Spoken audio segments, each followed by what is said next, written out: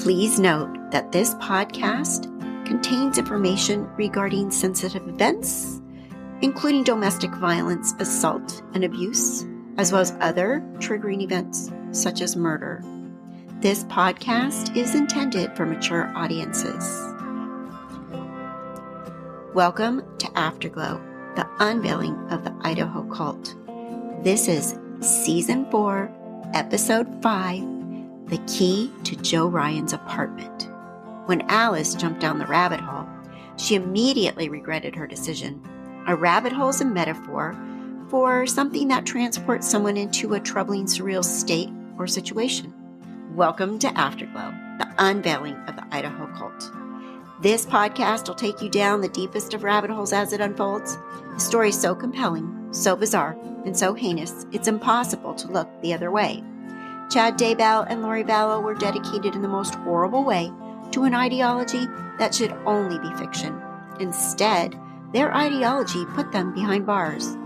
Join us as we explore the lives, lies, and diabolical crimes of Lori Vallow and Daybell. I'm your host, Kathy Brooks. Please follow and subscribe wherever you get your podcasts. Hello and welcome to another episode of Afterglow, Unveiling the Idaho Cult. Now today, we're diving deep into the investigation surrounding Joe Ryan's death. I know we're taking some steps backwards, but these are interviews that I really want you to hear. As many of you know, this case has been shrouded in rumors and speculation, particularly concerning Lori Vallow's involvement and the potential role of her children. We've obtained 2 police interviews from January of 2020, conducted by a detective, you will hear her voice, seeking to verify information that was circulating at the time on social media. These interviews with April Raymond and Angelene Law were prompted in part by concerns raised by Joe Ryan's sister, Annie Cushing, after she was alerted to information that we received on my YouTube channel, Left Undone Incomplete Investigations. Specifically, information relayed to us by April Raymond's mother, Jody. Jody informed me, Kathy, alleging Lori Vallow told April Raymond that Tylee had a key to Joe's apartment and that they entered it after his death. Jody told me that Lori told April, again, hearsay, and I'll get more into that they went in, or Lori went in and took some of Joe's valuables and then called the police. Now we know that was not how Joe Ryan was reported dead.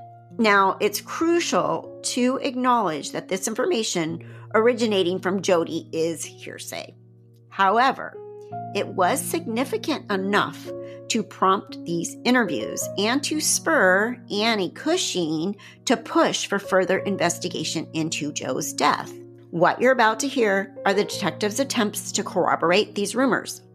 As you listen, pay close attention to the detective's questioning. In my opinion, and as you'll likely hear, the interview feels cursory, almost dismissive. It echoes the same tone we observed in the initial interviews with Lori Vallow and Tylee the day Charles Vallow was killed. And this is the exact same detective, FYI.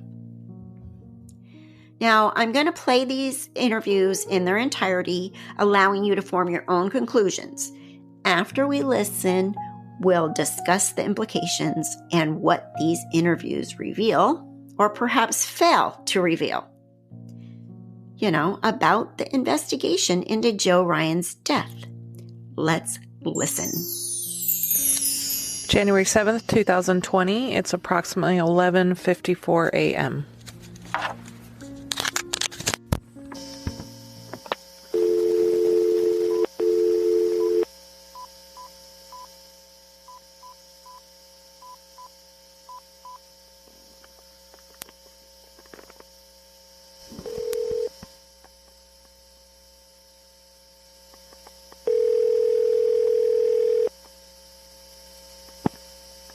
Hello, Hi, can I speak with April, please? this is she. Hi, April. My name's Cassandra Inclon. I am a detective with Chandler PD in Arizona. How are you?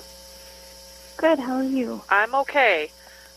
Today's my Monday, but getting back into it. Hopefully I'm not bothering you too much by calling you. No, not at all.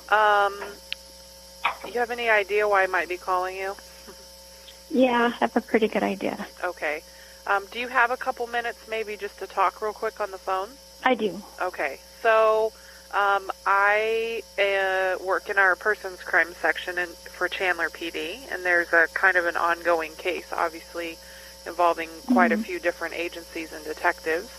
And going through lists and different things to do, I'm trying to reach out to people that either have known or know Lori Vallow.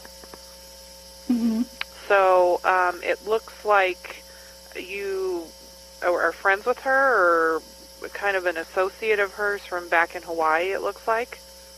Yes, so we were friends in Hawaii, and we stayed in contact after she moved back to Arizona. And in fact, when Charles originally started his divorce proceedings last February, she came to Kauai, and she and Tylee stayed with me in my home. Okay. So, and I know a lot of this, so it's kind of, I'm just trying to confirm, just to make sure. Sure. 'Cause she had lived in Hawaii originally with Charles and children. Correct. And that was when you got to know her or got to become friends with her? That's when we first met, yes. Okay. And then, so when she, this past February, obviously, her and Tylee came back to Hawaii when her marriage with Charles, obviously the dynamics changed a little bit, and she had stayed with you. Right. Do you know about how long she stayed with you? It was less than a week, and then she moved into Kauai Beach Resort, which is a hotel, but it also has privately owned vacation rentals. So I don't know if she was paying by the night, or if someone was letting her stay in their vacation rental that they owned, or something. Like a VRBO type thing? Yeah, because she was there for almost 30 days. Okay. And then, do you know where she went after that? She kind of went all over. As far as I know, I don't know. I mean, we were in communication, but now that looking back, I don't know how truthful her communication was with me. But she was kind of moving around all over. So I know that she went to Texas for a time. She was in Arizona, and I didn't even know that she had lived at all in Idaho. I know she had gone there to do some podcasts or conventions, but I had no idea she even was living there. The last time I had any communication with her was maybe 5 days before Charles died. Okay. So 5 days before the case in Chandler, obviously. Right. Okay.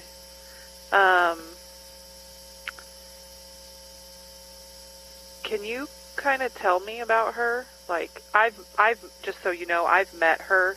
I interviewed her the day that Charles died, and so I've had some communication with her. So she's not it's not like I've never met her, never talked to her, or been around her.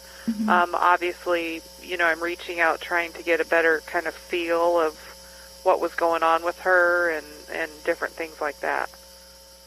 So, up until she came out in February, she was one way. She was very productive. She was a really good mom. She was very helpful to everyone. We served in our church together, and we were great friends. I trusted her with my children. I trusted Charles with my children. We would get together for Christmas and different holidays. So we were very close. Okay. But when she came in February, she was very different.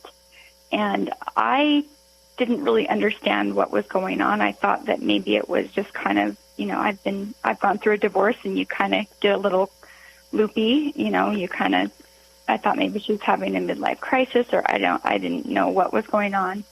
But she was saying a lot of the same things to me that I guess have been reported that Charles said, where she's one of the 144,000, and she had made comments about Charles already being dead and that there was a demon living inside of him.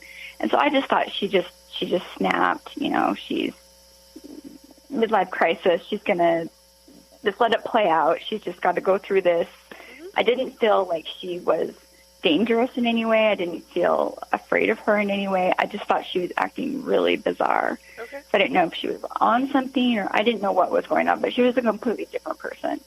And then when I got word that Charles had died, I completely pulled away, because it was just really eerie, remembering the conversations that we had in February where she said he's already dead. Uh-huh. And then now that everything else has unfolded, it's even, to me, it's more alarming. I'm hoping that there's another explanation, but I'm not sure at this point. Mm-hmm. So the last contact obviously was before Charles, and I don't know, do you still live in Hawaii, or do you live somewhere different now? I live in Utah, so I moved to Utah in June of 2019. And have you heard where Lori might be right now? I've heard that she's on Kauai as of a week ago Saturday. Okay. Any idea where? Or she went to the medical clinic in Princeville. The urgent care?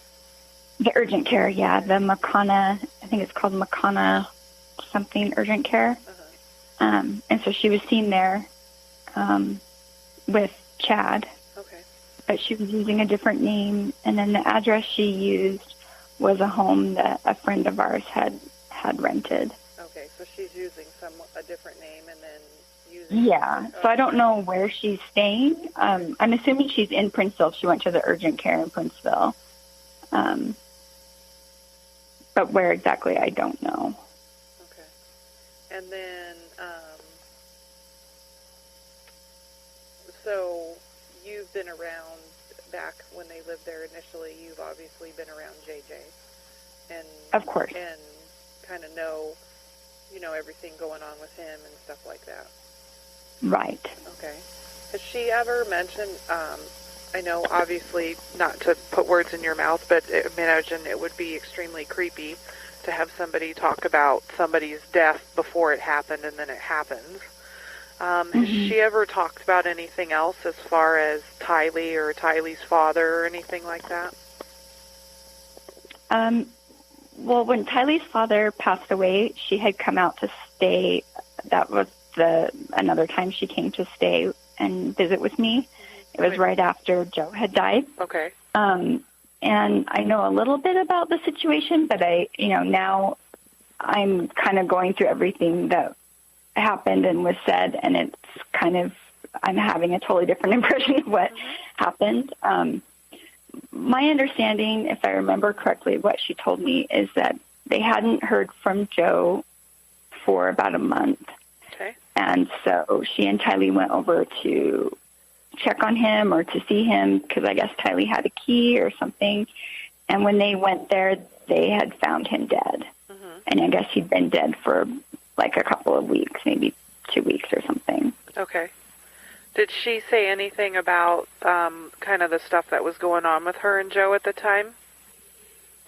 I knew their history, and I don't know how much of what she told me is actually what happened. Okay. But I know they had a really volatile relationship as far as custody of Tylee. Mm-hmm. And I know, as far as what she told me, there were some pretty serious allegations against Joe that she claimed he had molested Tylee and Colby. Mm-hmm. And that was her motivation for keeping Tylee away from him and wanting full custody. Okay.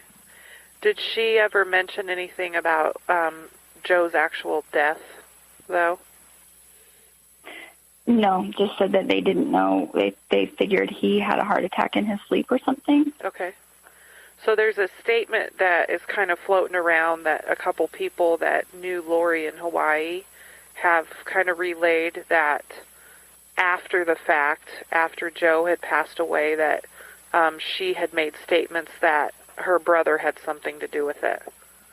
That I never heard. I know that before they even moved to Kauai, the original time, that Alex had attacked Joe. I think he shot him or something. In Texas? I think it might have been in Arizona. I'm not sure where it was. Okay. But I knew that, and I knew Alex as well. Okay. And so Alex had told me the same thing, that because he was on board thinking that, this was a child predator, and he says that he snapped and that he shot Joe. But my understanding is he shot it in kind of a public place. Yeah, so that was an incident that did happen in Texas. Okay. So we know about that one. But there's kind of this statement floating around that Lori had made some statements to people in Hawaii that after Joe had actually died, that her brother had something to do with Joe's actual death, not the incident before. Before that. No, she never said anything like that to me. And I had talked to Alex, after Joe had died, and he never mentioned. Okay. Neither of them mentioned anything like that. Anything like that. So, this is going to sound kind of silly to ask you like this, but obviously, you've met them and you kind of know them. What do you think? Do you have any idea where, these kids might be, or what is going on with her, or any kind of insight that you might be able to offer? Originally, in the very beginning, I just thought that maybe she didn't want to lose custody of JJ. And so because of what happened to Charles, and now that it's kind of being questioned, maybe she's afraid of losing custody of JJ. And so she's kind of hiding him so no one can get to him. That was my initial thought. Right. But now I'm not sure, especially finding out that she's not keeping in contact with Colby, which is really unusual. Because even when she was staying with me, when she left Charles, she would talk to Colby every day at my home. Okay. So that's really unusual to me. It's unusual to me that she's with this Chad guy. It doesn't seem like the type of person she's usually interested in.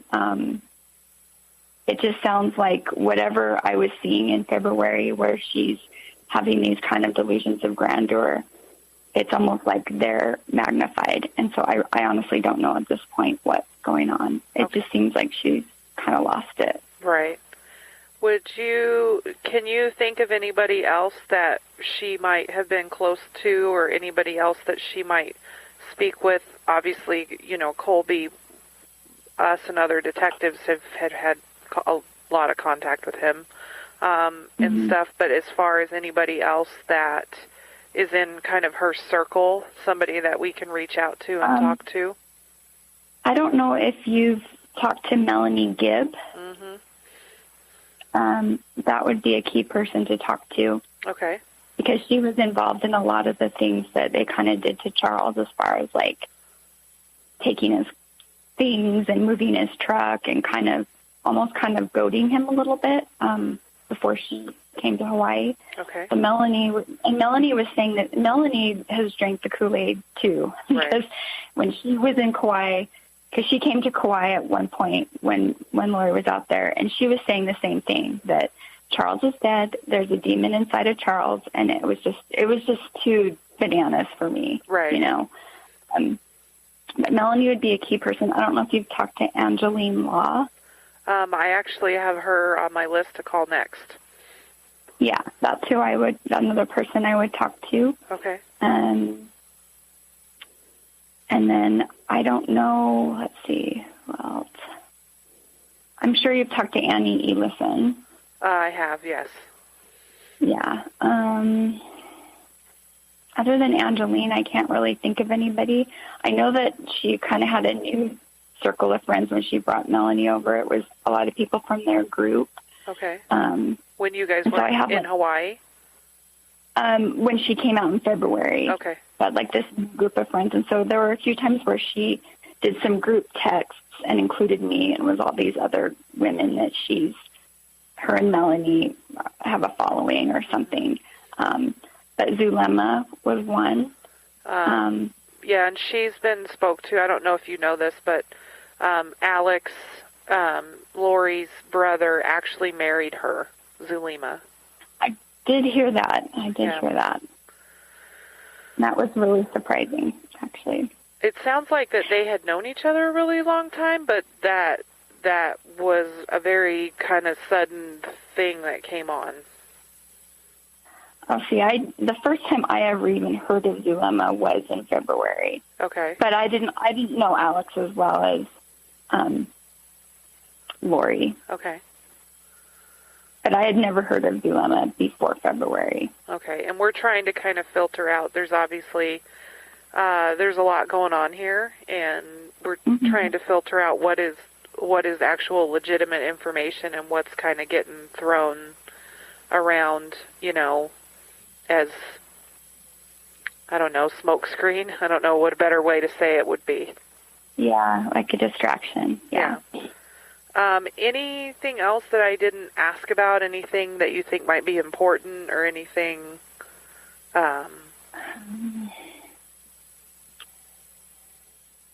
Not that I can think of. I mean, so much comes to mind, but not that might even is not necessarily relevant. Okay. But if you come across something and you need to talk again, I'm happy to talk again. Okay, perfect. That would be great. And do you, and I apologize because I'm not sure, do you go by Raymond or Bean is your last name? I go by Raymond. I still go by Raymond, okay, yeah. Perfect. And then, April, what's your date of birth? Okay. Perfect. And if you don't mind, I actually am going to do that. I'm going to keep your number handy, and kind of if anything comes up, I'd like to kind of run it past you just to see if it sounds reasonable or accurate or anything like that. Absolutely. Okay, perfect. Well, thank you. I appreciate it. Sorry to call and bother you. And no, I am happy to help in any way. We just want to find Tylee and JJ, or just find out what's happened. That is exactly why there's a lot of us working on this. So, cautiously optimistic, but we'll see where we kind of go with this. Yeah. Okay. Well, thank you. I appreciate it. Mm-hmm. All right. Bye. Of course. Take care. Bye-bye. And now the second interview, which is with Angelene Law. January 7th, 2020. It's approximately 12:39 p.m.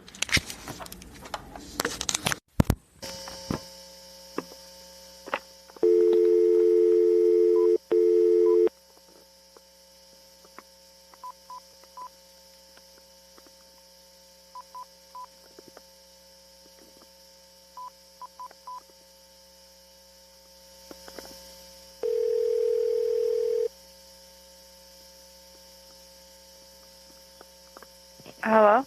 Hi, can I speak with Angelene, please? This is she. Hey, Angelene. My name's Cassandra Inclon. I am a detective with Chandler PD in Arizona. How are you? Good. How are you doing? Okay. Today's my Monday, but getting back into the swing of things for the week. I don't know if you might have any idea why I might be calling you. I'm guessing the Lori stuff. That's a pretty good guess. So I work in persons crimes in our department, and our agency and a couple other agencies obviously have a lot of things going on right now. I don't know if you've seen any of the news coverage. Yeah, I've been trying to pull up the one today. I try to keep updated on all of it. I don't blame you. So are we. Oh, heck, yeah. So one of the purposes in calling you is I'm trying to reach out to people that obviously knew Lori, may have known Charles, know Chad Daybell, had been around any of them with their families and things along those lines, and just kind of go from there. And it sounds like that you may have been friends with her when she lived in Hawaii. Yeah, we were like best friends, kind of inseparable for about 2.5 years when we lived out there. And that was Charles. She lived there with Charles, right? Okay. Yeah. And did you know her? JJ and Tylee, yeah. Okay. And did you know her prior to her moving to Hawaii, or is that when you guys met? No, we actually met in Hawaii. Okay. And then, obviously, she moved. Did you guys stay in contact at all, or? We talked like one time I would say it was a little over a year ago. We talked for a little while, but it was kind of weird. After I left Hawaii first, and then she left about a week, or I think it was maybe a couple of weeks after. Okay. And then, we really didn't. I thought we'd talk all the time, but we didn't talk very often after we both left. And then, so she at one point had, in February, had gone back to Hawaii with Tylee. You had already moved at that point, correct? So you weren't there when she was there? Yeah, she went and saw one of our friends out there in February. We'll be right back. Few people understand the courtroom from every angle, but I've lived it. Welcome to Courtroom Confidential, the true crime podcast where headline-making trials meet expert analysis. I'm Joshua Ritter, an award-winning prosecutor and defense attorney with over 15 years' experience, bringing you my unique insights from both sides of the courtroom. From shocking verdicts to behind-the-scenes courtroom strategy, every week I'll break it down in a way that's clear and easy to understand. Subscribe now to Courtroom Confidential wherever you get your podcasts.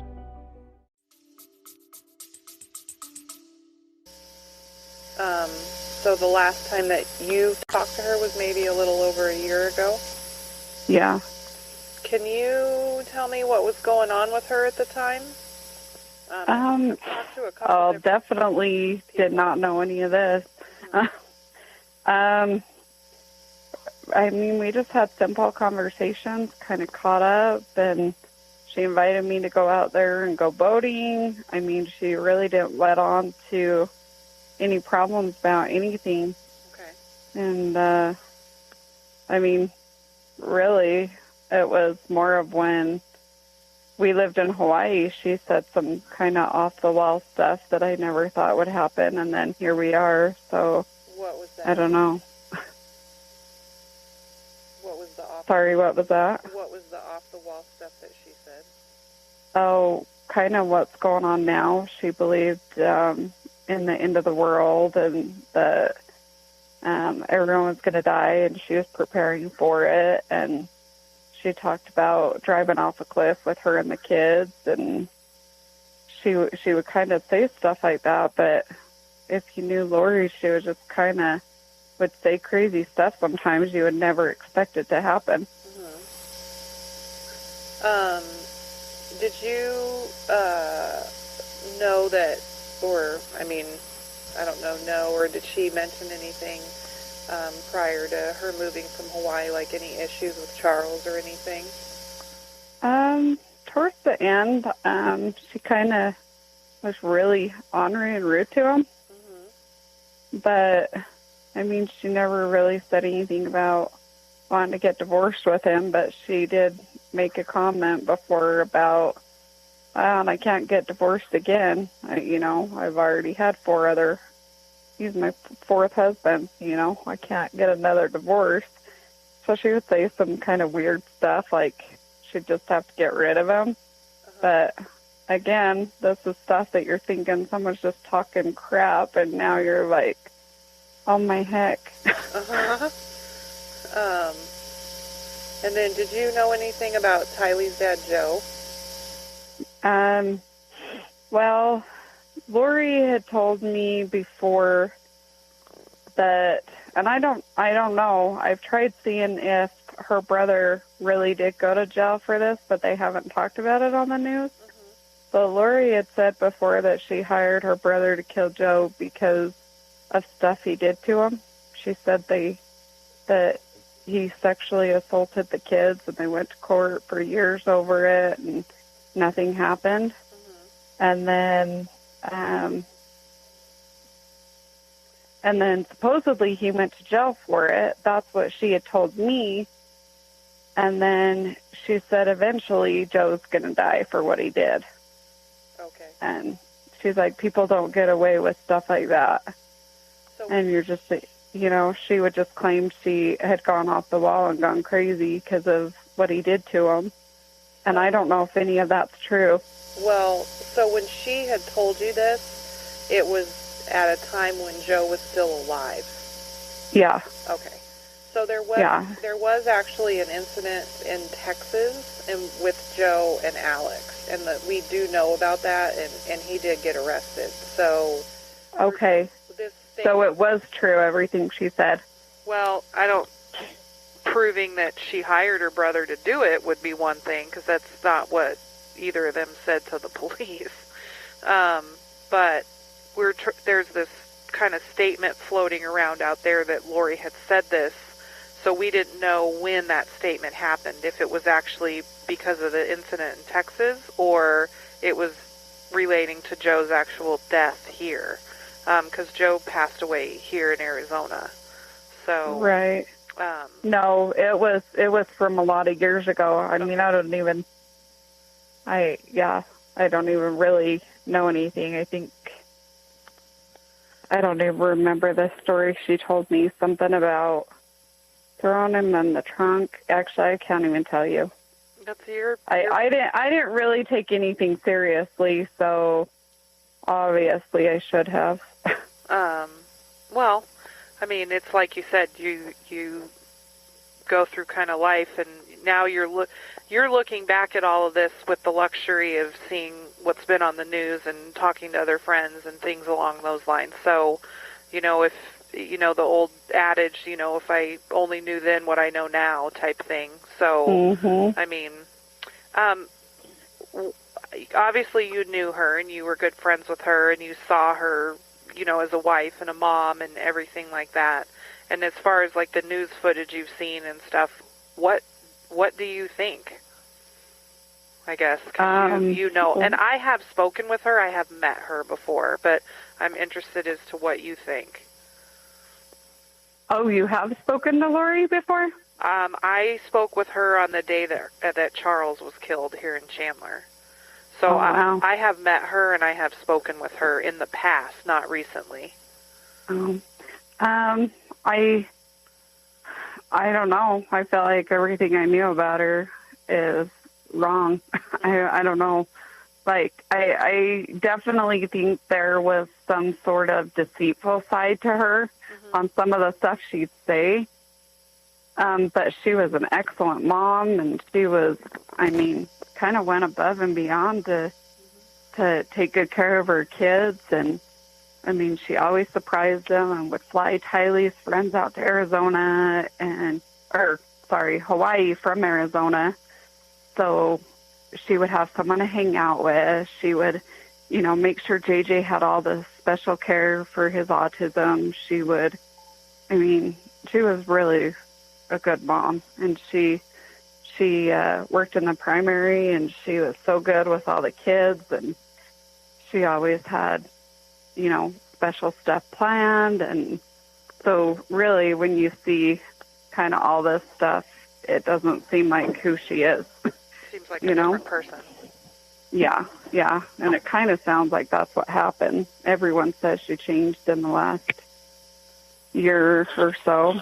Do you believe, I'm assuming just because you were close you would know this, so Lori and Charles had adopted JJ from when he was very small, and raised them, and for all intents and purposes, that's their child.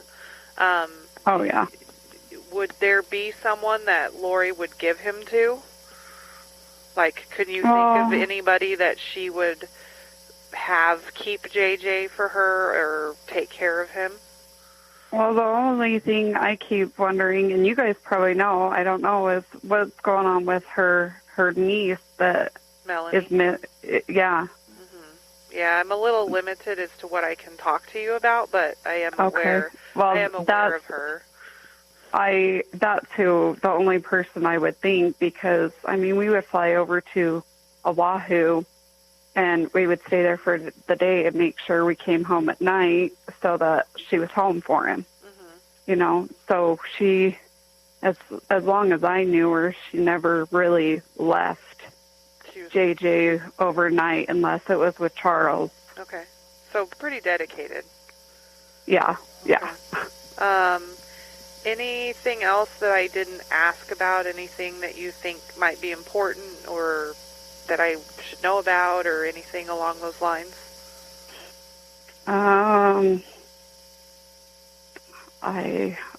a lot, I know. I know. I go through everything every second trying to think on where the heck she'd be. Mm-hmm. My opinion still is that something to do with his books on when they're talking about the end of the time, in Chad Daybell's books and stuff, they talk about the safest place to be and where all disasters are going to happen and stuff like that. So you really would think that they're going to try to be where they think is the safe spot to be, but I haven't even had time to grab those books and read them again. Mm-hmm. I started and never... She got them for me, and I started and never read them. Okay. Yeah, there's a lot of information out there. There's some interesting podcasts and videos and other things. It's been it's been an educational, I guess, kind of experience for some of us as investigators. So, just trying to wade through all the stuff that's out there. So, yeah, I think the scariest part is she would say things about the end of the world and about driving off a cliff with the kids, and that's kind of what scares me the most, where everybody's talking about all this stuff going on, and I never thought any of the rest of it would happen, so that's kind of the part that freaks me out the most. Yeah. Well, there's a lot of us in a bunch of different states that all are kind of freaked out too. So that was, the intent is to call and try to talk to as many people as we can. Besides her niece Melanie, can you think of anybody else that was friends with her or close to her, or anybody else that I should reach out to? No, I think everyone that I knew that she was really close with, I've kind of, at least the one she went and saw in Hawaii, I've been in contact with her, and I know she's just as worried and whatever as I am. So if she was in Hawaii, she would be with her, Okay. Well, obviously, if for some reason that she were to reach out, or you think of something, or you come across something, obviously there's quite a few of us that would like to know, but I do appreciate you taking some time to talk to me today. Yeah, thank you. Do you, just real quick, and I apologize because I'm not sure, is your last name Law or is it Hall? It's Law. Law, okay. And you live in Utah now, right? Yeah. Okay. And what's your date of birth?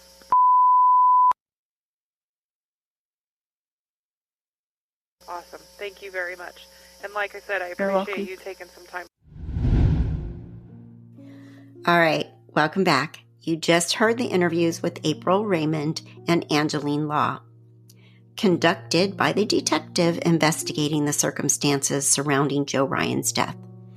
As you could hear, the questioning was, to many, rather brief and perhaps not as in-depth as some would have wanted. Let's recap what we know about the discovery of Joe Ryan's body. Joe Ryan was found deceased in his Phoenix apartment on April 3, 2018. A neighbor, identified as Roy Zelinga, became concerned after his dog reacted to a strong odor coming from Ryan's apartment, and also after noticing flies within the apartment. Now, upon further investigation, it was determined that Joe Ryan's body was in an advanced state of decomposition. The Maricopa County Medical Examiner's Office initially determined that the cause of death to be arteriosclerotic cardiovascular disease, essentially a heart attack.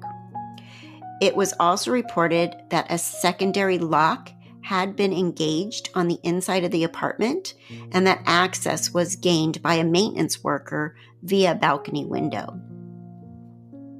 Later on, after audio recordings came to light, Lori Vallow stating that she had wanted to kill Joe Ryan, "I do not have a murderous heart," as she put it. The Phoenix Police Department did review the case again. The Phoenix Police Department did confirm that after the review, the original findings of natural causes were still the conclusion. Now, let's consider the information presented in these interviews in light of these facts. The core of the detective's questioning revolved around the hearsay information that Tylee had a key to Joe's apartment and that she and Lori had entered the apartment after his death. And also that somehow Alex was involved because Alex has been said to be Lori's helper and previously did attempt to harm Joe Ryan with the taser back in Texas.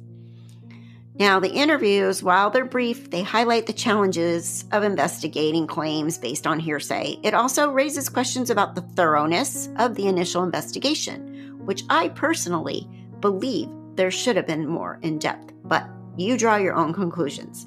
Now, do you think the detective adequately explored the potential implications of these rumors?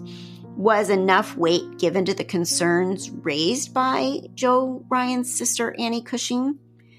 The fact that Lori Vallow had made statements that she wanted to kill Joe Ryan definitely adds a layer of complexity to the case.